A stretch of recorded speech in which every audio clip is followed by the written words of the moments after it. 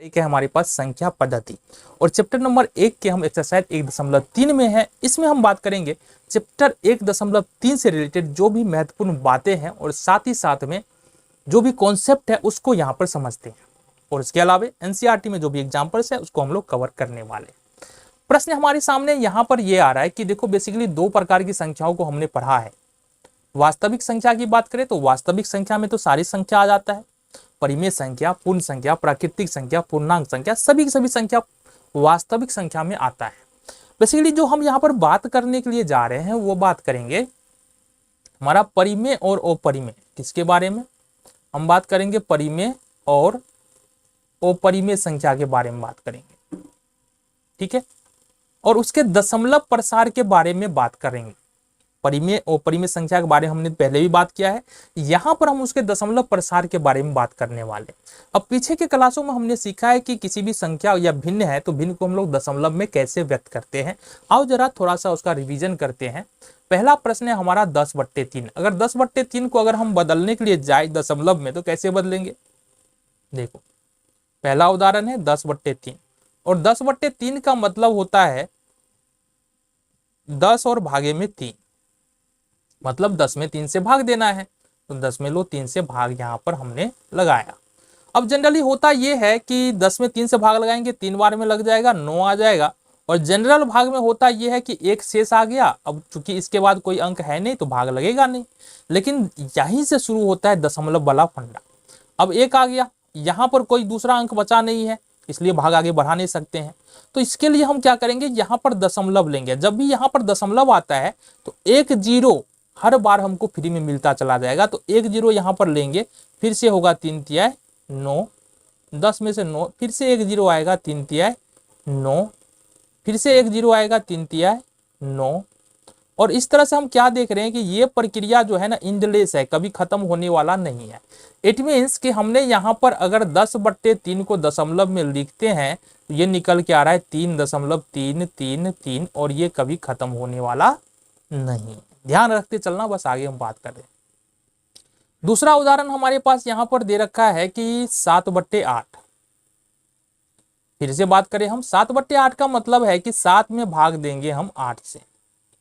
Generally ऐसा होता नहीं है, अगर हम 7 में 8 से भाग देंगे तो जनरल भाग में तो 7 में 8 से भाग लग ही नहीं पाएगा। क्यों नहीं लग पाएगा? क्योंकि हमको पता है इसको बोलते हैं हम लोग भाज्य और इसको बोलते हैं भाजक।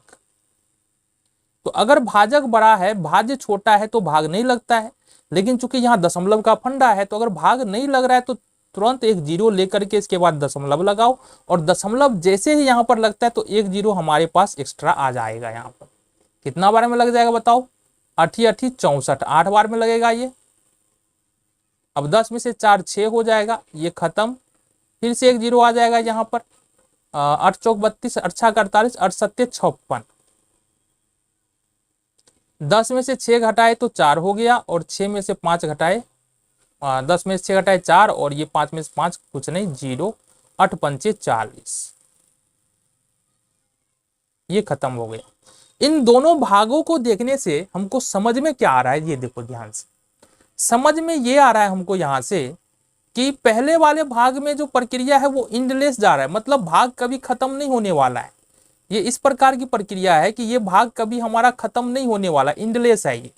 लेकिन जैसे ही हम दूसरे वाले भाग में जाते हैं तो यहाँ पर भाग खत्म हो चुका है, शेष जीरो आ चुका है, यहाँ पर शेष जीरो नहीं आ गया है, ठीक है।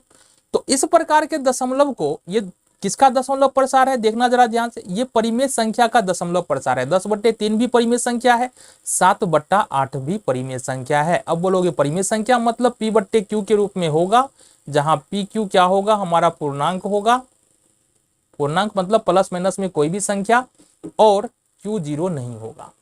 तो कहने का मतलब परिमेय संख्याओं को, परिमेय संख्या अगर भिन्न के रूप में है जिसका हर एक नहीं है, ठीक है, एक वाले का तो कोई मतलब ही नहीं है। 7/1, 6/1 अगर दशमलव में ये तो जाएगा ही नहीं, ठीक है, ये तो दशमलव में जाएगा ही नहीं। तो अगर कोई भिन्न हमको ऐसा दिया हुआ है जो परिमेय संख्या के फॉर्म में है या परिमेय संख्या है, उसका दशमलव प्रसार बेसिकली दो प्रकार से निकल के आ सकता है। एक जिसमें भाग खत्म हो जाए, एक जिसमें भाग खत्म नहीं हो। अगर भाग खत्म हो रहा है तो इसका दशमलव प्रसार हो जाता है शांत। इट मीन्स अगर 7/8 लिखते हैं तो ये निकल का आता है 0.875 और इस प्रकार के दशमलव प्रसार को बोलते हैं शांत दशमलव। क्या बोलेंगे? शांत दशमलव, मतलब टर्मिनेटिंग डेसिमल बोलते हैं इंग्लिश में। और दूसरा दशमलव ऐसा होता है जिसमें भाग खत्म नहीं होता है तो इसको बोलते हैं अशांत दशमलव। क्या बोलेंगे? अशांत दशमलव, मतलब इसको इंग्लिश में नॉन टर्मिनेटिंग डेसिमल बोलेंगे।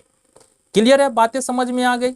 एक तीसरी बात जो यहां पर दिया हुआ है ना 1/7 का दशमलव प्रसार, आओ जरा इसको भी हम देख लेते हैं क्योंकि तुम्हारे एक्सरसाइज में ये प्रश्न आया है तो इसको अभी हम लोग क्लियर कर लेते हैं।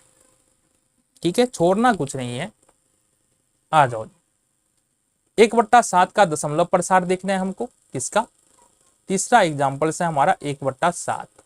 इसका मतलब है कि एक में हम 7 से भाग देंगे, तो एक में अगर 7 से भाग देते हैं तो 1 और ये आ जाएगा 7, ये होगा 0 दशमलव, यहां पर 0 आ जाएगा, 7 एकम 7 आ जाएगा। अब 10 में से 7 कितना हो गया? ये 3 हो गया, यहां पर 1 0 एक्स्ट्रा मिलेगा, 7 चौका 28 हो जाएगा। 10 में से 8 2 और ये खत्म, फिर से 1 0 एक्स्ट्रा, 7 दूना हो जाएगा 14, 10 में से 4 6, फिर से 1 0 एक्स्ट्रा, 7 8 56, यहाँ पर 10 में से 6 4, फिर से 1 0 एक्स्ट्रा, फिर हो जाएगा 7 5 35, 10 में से 5 5, फिर से 1 0 एक्स्ट्रा, 7 7 यहाँ पर हो जाएगा 49, 10 में से 9 1। चूंकि हमने 1 से भाग करना शुरू किया है और यहाँ पर फिर से 1 आ गया है, इसका मतलब यहाँ के बाद रिपीट होगा, ये बार बार यही अंक आएगा। इसका मतलब 1/7 को हम लोग लिख सकते हैं 0.1428557। क्योंकि इसके बाद फिर से यही अंक दोहराने वाला है तो इसके ऊपर में ये हम एक लाइन खींच देते हैं। इसका मतलब होता है कि 1/7 बराबर 0.1428557, 1428557 और इस प्रकार से ये रिपीट होता हुआ आगे चला जाएगा। ठीक है, क्लियर है बात? आगे बढ़ा जाएगी। अगला उदाहरण की बात करते हैं कि दिखाइए कि 3.14267 परिमेय संख्या है, ये हमको बताना है। देखो परिमेय संख्या का मतलब क्या होता है, ये प्रश्न को सोल्व करने के लिए सबसे पहले ये देखो, परिमेय संख्या का मतलब होता है कि कोई भी संख्या अगर p/q के फॉर्म में है, जहां p और q क्या है? पूर्णांक है।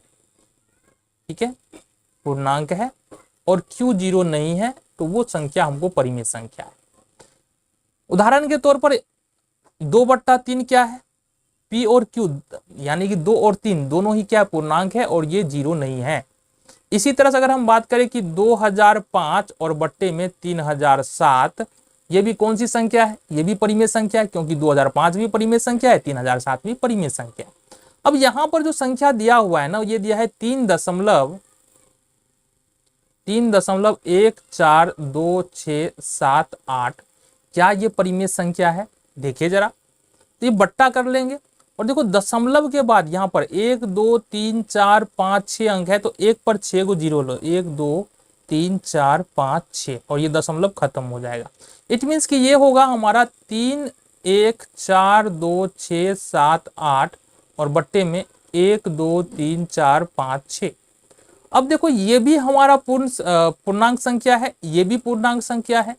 ठीक है, तो ये किस रूप में है? ये p/q के रूप में है। ठीक है, ये संख्या p/q के रूप में है। ठीक है, जहां pq क्या है? पूर्णांक है और q बराबर हमारा 0 नहीं है। अतः दी गई संख्या परिमेय। कौन सी संख्या है ये? परिमेय संख्या। सिंपल सा लॉजिक है। अगर मान लो तुमको दिया है, बता तुमसे पूछे क्वेश्चन, अगर हम भी बता दे कि 2.3 बताओ क्या परिमेय है क्या, तो 2.3 का मतलब 23 और दशमलव के बाद एक अंक है 23/10, तो बोलोगे हाँ बिल्कुल ये परिमेय है क्योंकि ये p/q के रूप में है तो ये परिमेय संख्या हो जाएगा। ठीक है, और भी बता दे उदाहरण। चलो जी, क्यों नहीं और भी उदाहरण देख ले, ये अपना उदाहरण और देख लो, आ जाओ। तो उदाहरण के तौर पर अगर हम मान लो क्वेश्चन हमारा अपना उदाहरण है, जैसे -4.235, क्या ये परिमेय संख्या है? तो इसको अगर हम दशमलव को हटा ले, -42, 35 और बट्टे में हो जाएगा 1000। ये क्या हो जाएगा? ये हो जाएगा हमारा परिमेय। क्या हो जाएगा? ये परिमेय हो जाएगा, क्योंकि अल्टीमेटली ऊपर वाला जो अंश है वो भी पूर्णांक है, नीचे में जो 1000 है वो भी पूर्णांक है, तो ये हो जाएगा परिमेय संख्या। आगे बढ़ते हैं। आगे यहाँ पर बात करेंगे अगला प्रश्न जो हमारा उदाहरण का प्रश्न संख्या 7 है। आओ जरा इसके बारे में बात करें, प्रश्न में क्या कहा जा रहा है। प्रश्न बेहद आसान सा है, दिखाइए कि 0.33333 P/Q के रूप में किस प्रकार से व्यक्त किया जा सकता है, ये हमारा प्रश्न है। देखो हमने क्या पढ़ा है, हमने पढ़ा है परिमेय संख्या और अपरिमेय संख्या के बारे में। अब परिमेय संख्या के यदि दशमलव प्रसार देखेंगे तो दो प्रकार का होता है, एक होता है शांत दशमलव और दूसरा होता है अशांत दशमलव। शांत दशमलव का मतलब जैसे 2.5 है, 3.2 है, ये सब शांत दशमलव है। अशांत दशमलव का मतलब जो यहाँ पर दिया हुआ 0.333 ये कभी खत्म नहीं होने वाला है। 0.181818 ये भी कभी खत्म नहीं होने वाला है।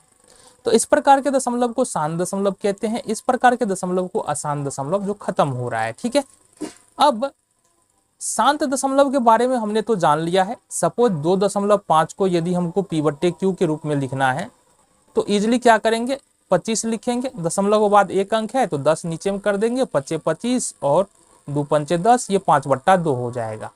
इसी तरह से 3.2 है, इसको P/Q के रूप में लिखना है तो 32 ऊपर चला जाएगा, दशमलव के बाद एक अंक है तो ये 10 हो जाएगा, 16 दूना 32, 5 दूना 10, ये 16/5 हमारा हो जाएगा। लेकिन दिक्कत यहाँ पर ये है कि अगर 0.333 जो कि कभी खत्म ही नहीं होने वाला है, ये हमेशा रिपीट होता रहेगा, इसको अगर P/Q के रूप में लिखना है तो कैसे लिखेंगे? और जरा इसके बारे में बात कर ले।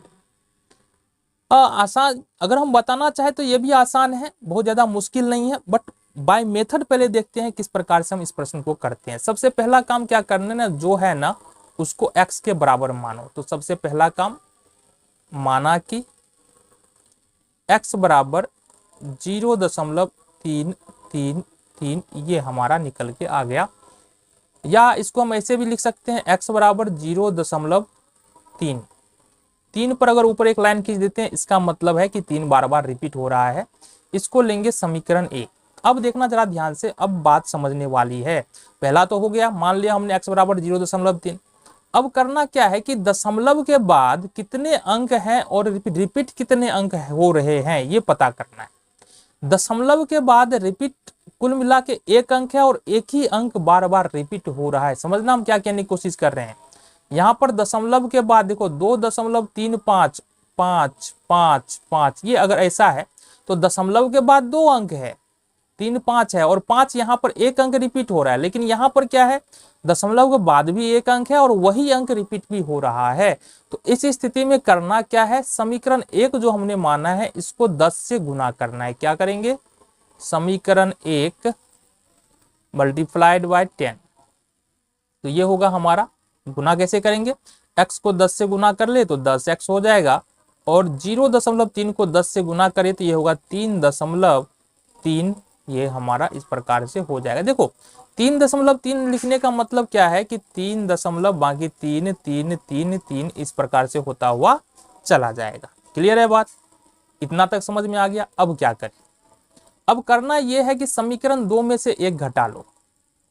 समीकरण 2 और माइनस में 1, तो 10x में से अगर x घटाएंगे LHS माइनस LHS तो ये होगा 9x, बराबर में 3.3 में से अगर 0.3 घटा लेते हैं तो ये हमारे पास 3 बच जाता है।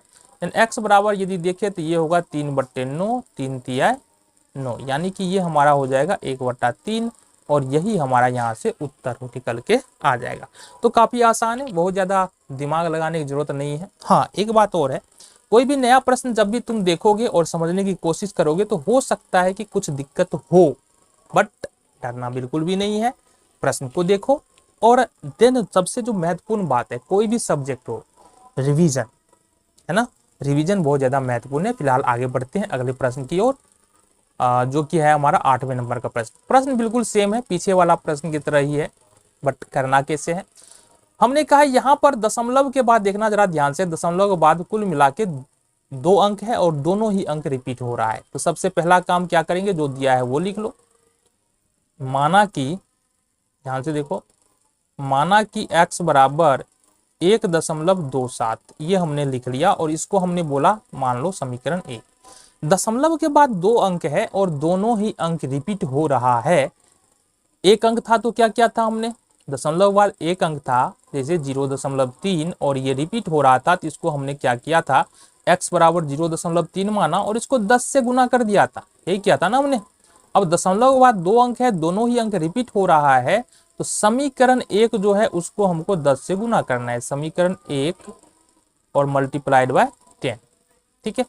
अब समीकरण 1 के LHS में 10 है, 10 को यदि x से गुना करते हैं ये हो जाएगा 10x बराबर में RHS में यहाँ पर क्या है, ना 10 से नहीं 100 से गुना करना है, यही तो दिक्कत है ना। दशमलव के बाद 2 अंक है, दोनों अंक रिपीट हो रहा है, तो कितना से गुना करेंगे, 100 से गुना करेंगे। अब अगर 100 से गुना करते हैं तो ध्यान से देखना यहाँ पर क्या हो जाएगा, 100, ये क्या हो गया, चलो फिर से कर ले, कोई दिक्कत नहीं। समीकरण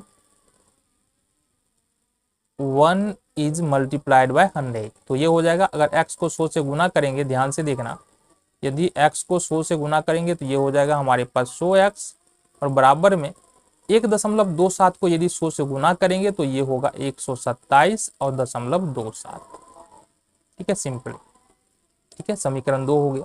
समीकरण 2 में से एक घटा लो, समीकरण 2 और माइनस का 1, 100x में से अगर x घटाएंगे तो 99x हो जाएगा, ठीक है। और देन अगर हम घटाते हैं, ध्यान से देखना, 127.27 में से अगर 1.27 घटा दे तो कितना होगा, ये 0 हो जाएगा, 0 हो जाएगा, 7 में से 6, 2, 1, यानी कि 126 यहाँ से निकल के आएगा। इन x बराबर हमारे पास निकल के आ जाएगा 126 और बट्टे में 99, ठीक है जी।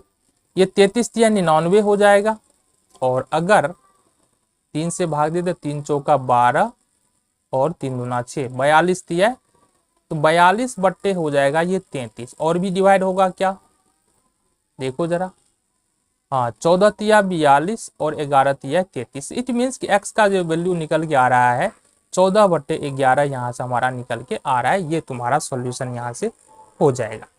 8वें नंबर का प्रश्न फिनिश हो गया। चलो जी अगले प्रश्न की ओर बढ़ते हैं। प्रश्न संख्या यहाँ पर हमारे पास 9वें नंबर का प्रश्न है और थोड़ा सा अलग प्रश्न है, और जरा समझते हैं। यहाँ पर दशमलव के बाद कुल मिलाकर 3 अंक है। कितने अंक है जरा देखना, जरा दशमलव के बाद 3 अंक है, जिसमें से केवल 2 अंक रिपीट हो रहे हैं, यानी 3 5 ही रिपीट हो रहा है, 2 रिपीट नहीं हो रहा है। तो क्या करना है और जरा देखें। सबसे पहला काम जो दिया है वो लिख लो, यहाँ पर लिख लेंगे, माना कि x बराबर 0.235, ठीक है, और 3 5 यहाँ पर रिपीट हो रहा है, इसको समीकरण 1 मानेंगे। सबसे पहला काम क्या करना है, इस 2 को अपन को शिफ्ट कर देना इधर से, जो रिपीट नहीं हो रहा है वो दशमलव के दूसरी तरफ ले जाएंगे। और हमको पता है अगर 2 को दूसरी तरफ ले जाना है तो मतलब इस समीकरण 1 को 10 से गुना करना पड़ेगा। तो समीकरण 1 को हम लोग 10 से गुना कर देंगे, ये हो जाएगा हमारा, पूरे समीकरण में गुना करना है तो 10x हो जाएगा, और ये होगा 2.35। अब बिल्कुल आसान है, इसको समीकरण 2 लिख लेंगे, और इस वाले समीकरण का आगे प्रश्न में अब जरूरत नहीं पड़ने वाला है। अब दशमलव के बाद 2 अंक है और दोनों ही अंक रिपीट हो रहा है, इसका मतलब समीकरण 2 मल्टीप्लाइड बाय 100।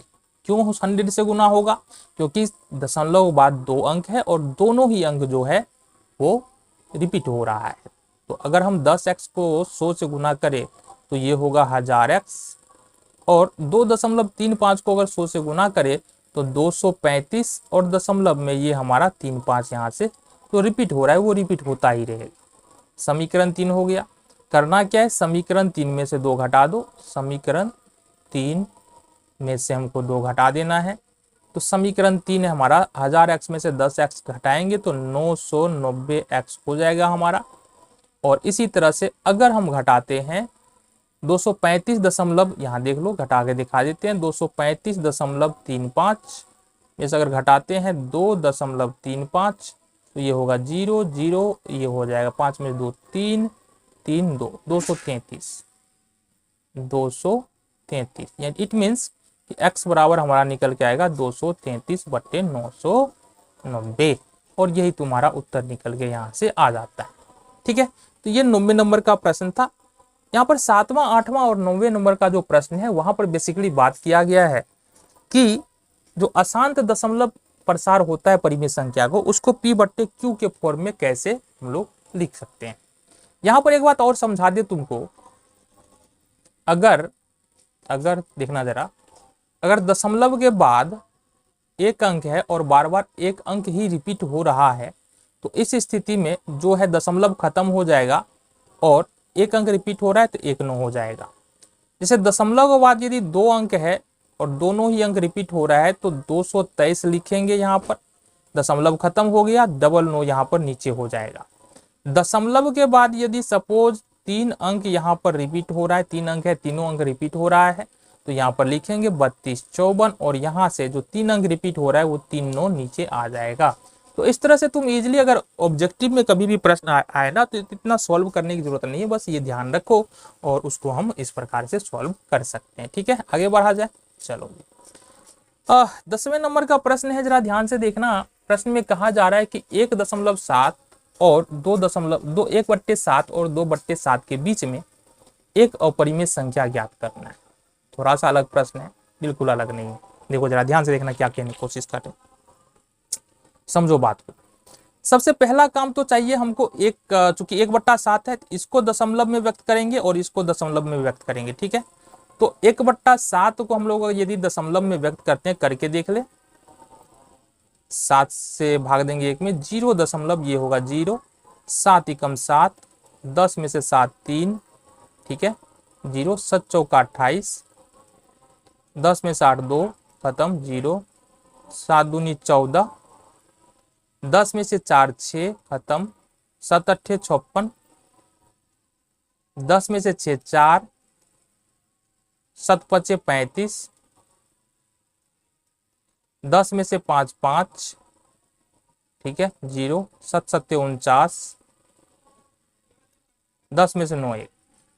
अभी चूंकि 1 आ चुका है तो इसलिए हमारा ये बार बार यहाँ से रिपीट होने वाला है। इसका मतलब यहाँ पर हमको 1/7 निकल के कितना आ रहा है, 1/7 बराबर हम क्या लिख सकते हैं, 0.1428557, ये निकल के यहाँ से हमारा आ रहा है। ठीक है जी, बहुत बढ़िया। अच्छा, 2/7 बराबर क्या लिख सकते हैं, ये लिख सकते हैं 2 गुने 1/7, ऐसा लिख सकते हैं क्या, बिल्कुल लिख सकते हैं। इसका मतलब 2 गुने और 1/7 का मान क्या है, 0.1428557। अगर गुना कर दे तो ये 2/7 का मान निकल के आ जाएगा, तो गुना कर लो। 7 दूनी 14 का 4, हासिल 1, 5 दूना 10, 1 11 का 1, हासिल 1, 8 दूना 16, 1 17 का 7, हासिल 1, 2 दूना 4, 1 5, ठीक है, और 4 दूना 8 और 2 एकम 2। ये निकल के आ रहा है कुछ हमारा 285714। ठीक है, किसका वैल्यू, 2/7 का वैल्यू। अतः अब देखेंगे 1/7 और 2/7 के बीच अपरिमेय संख्या क्या लिखना है हमको, अपरिमेय संख्या लिखना है।